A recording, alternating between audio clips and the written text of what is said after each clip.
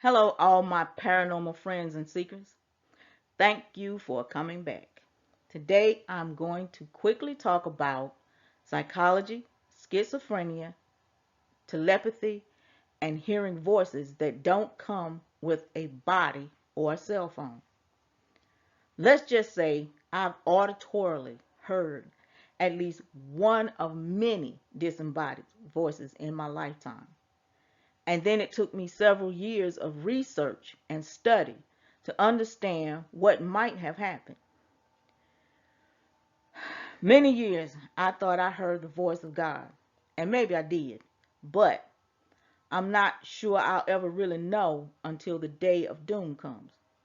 What I did learn and eventually had to accept as fact is that I've heard voices all my life.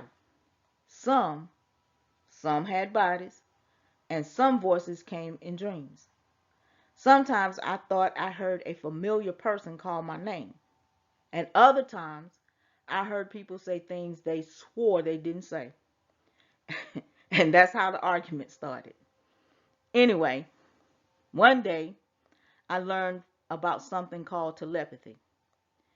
It is biblically referred to as the ear to hear. Understanding this concept cleared up a lot of misunderstandings for me. Not everything, but a lot of things. Based on my own experiences, I will say telepathy is a gift that requires a great deal of discernment. It's also what some might define as a sixth sense that gives you the ability to hear the thoughts of other things, beings, including those of the human race. Those we call ghosts or otherworldly beings can use telepathy to transfer their thoughts to you, which is another reason you might hear someone or something that has no physical appearance. Then there is telepathy that comes in the form of an extra sense of perception. For example, a person says one thing, but your mind and ears hear something else. The best way I can explain this type of ESP is to think of a translator who translates a foreign language, but the translation is not what you actually said or heard. Sometimes the translator might be a disembodied spirit that instigates change or intervenes for the sake of negative or positive outcomes. Then there is what seems like mind reading.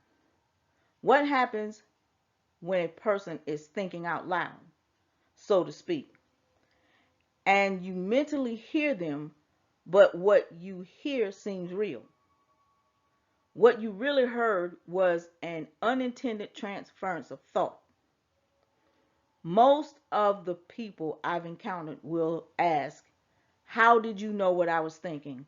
Or they will say something like, you must have heard me thinking. Others will deny that you heard what you heard, especially if they're embarrassed or frightened by your gift.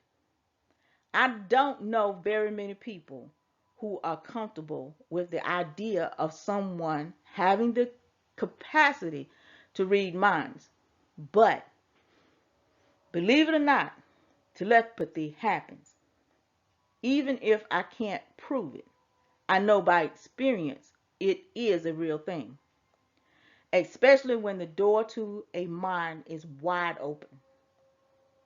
However, there are times you might hear the mind even when the door is closed. Maybe it has a lot to do with how loud a person is thinking. I just know some people need to adjust the volume of their so-called private thoughts if they don't want me to overhear them.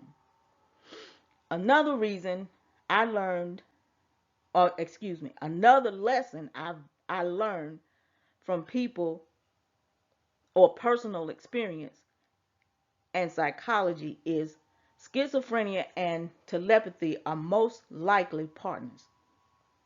Science accepts the term schizophrenia as something that can be scientifically explained, but they have no real scientific explanation for why a person can seemingly hear voices from other dimensions. Yet scientists say it could be hereditary. Now, I've said all this to say psychology will often involve the use of paranormal science that seeks to understand and explain the abnormal behaviors of the mind in such a way that society can digest the scientific findings without being afraid of supernatural things. Even though the science of psychology denies telepathy as a real function of the mind, it is still taken into consideration as a possible truth. Well, that's my paranormal tip for today. Don't take my word for it, but go quickly and do some research.